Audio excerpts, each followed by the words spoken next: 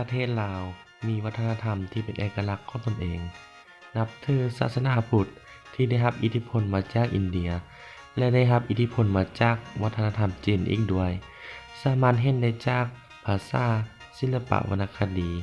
วิถีชีวิตของคนลาวเป็นผู้ที่มีความอดทน และยอมรับการเปลี่ยนแปลงได้ดี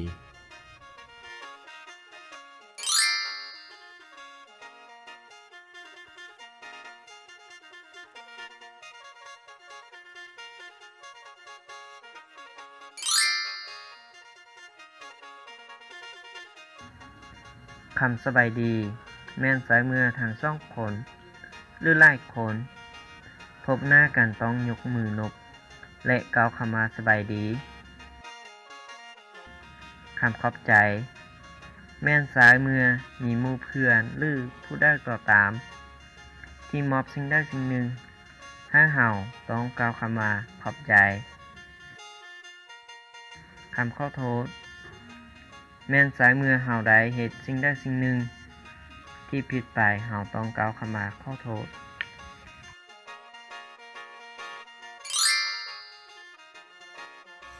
การนบนั้นมาจากการทักทาย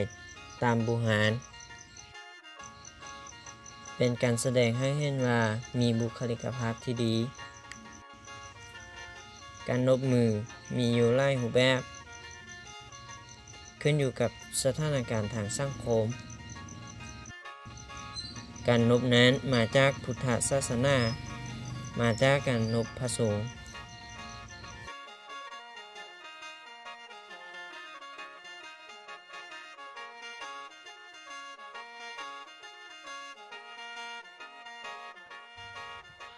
การนุ่งถือของคนลาวเป็นการนุ่งถือแบบสมัยแต่กี้ ปัจจุบันซึ่งยังคงรักษารูปแบบดั้งเดิมไว้อย่างดี ผู้ชายนุ่งผ้าสโลงทรงขาสั้นขายาว เสื้อคอกลม คอตั้ง ซึ่งเป็นรูปแบบดั้งเดิมของคนลาว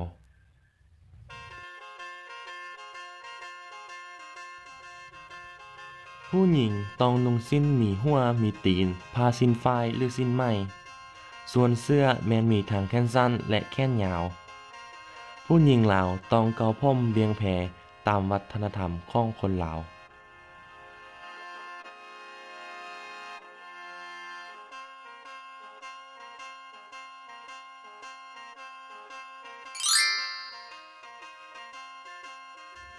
ฮีต12ของ14แม่นแนวทางการประพฤติปฏิบัติที่เจ้าฟ้างุมมหาราชได้กำหนดขึ้นภายหลังที่ทอนโฮมบรรดาหัวเมืองลาวเข้าเป็นอาณาจักรล้านช้างเอกภาพจุดประสงค์ก็เพื่อให้ประชาชนที่เชื่อถือพี่สร้างหนังไหมงมงวยให้มานับถือศาสนาพุทธโดยมีแนวทางปฏิบัติคือฮีต12ของ14แทน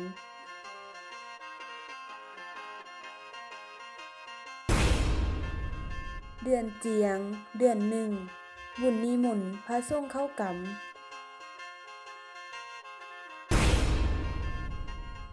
เดือนยี่เดือนสองเฮ็ดบุญหลานเข้าหรือบุญขุนเข้าบางท้องถิ่นก็ยังเอิ้นว่าบุญกองเข้าก็มี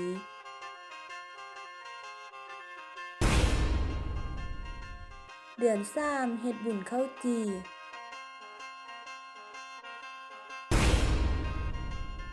เดือน4เฮ็ดบุญพาเวท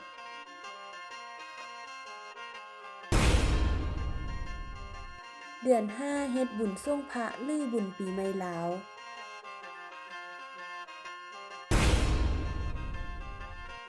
เดือน6เฮ็ดบุญบั้งไฟ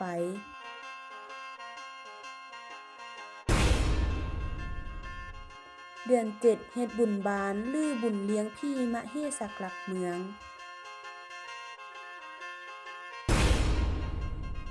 เดือน8เฮ็ดบุญเข้าพรรษา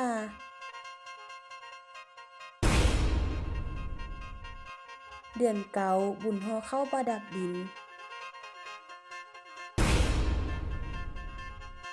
เดือน10บุญฮอเข้าสลาก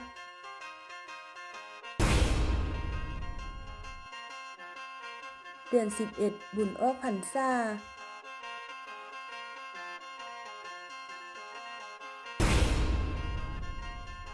เดือน12บุญทอดกฐิน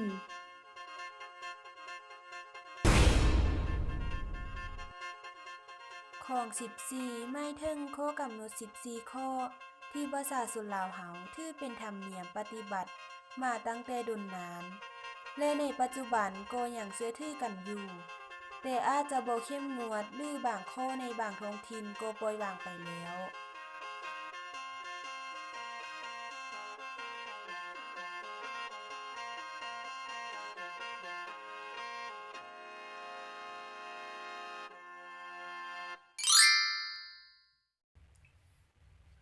การรับประทานอาหารของคนลาวเป็นการรับประทานอาหารที่บ่ยุ่งยากซับซ้อนนิยมพากันนั่งอ้อมวงรับประทานอาหารกันอยู่ซาดมีพาเข้าการรับประทานอาหารควรล้างมือให้สะอาดก่อนกินข้าวการรับประทานอาหารควรให้ผู้อาวุโสกินก่อนแล้วค่อยเริ่มกินควรตักน้ำให้ผู้อื่นก่อนแล้วค่อยตักให้ตนเอง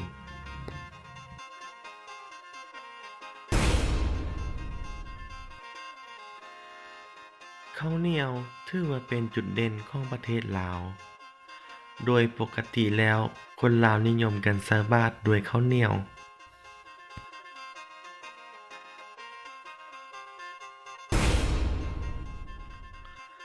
การใส่บาตรผู้หญิงจะต้องนุ่งสิ้นส่วนผู้ชายต้องนุ่งทรงขายาวการใส่บาตรต้องมีผ้าเบี่ยง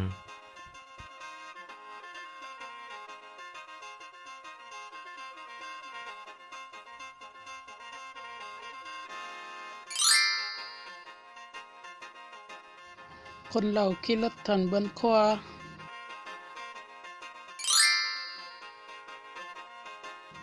ติดต่อทันราชการผู้หญิงต้องนุ่งซีนส่วนผู้ชายนุ่งแบบสากล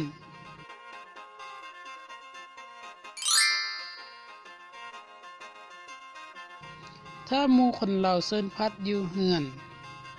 หันให้เงิน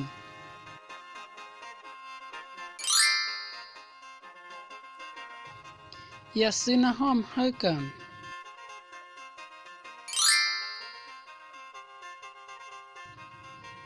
เข้าเฮือนต้องปดเกิดถ้าเจ้าของเฮือนเสร็จนั้นต้องกิน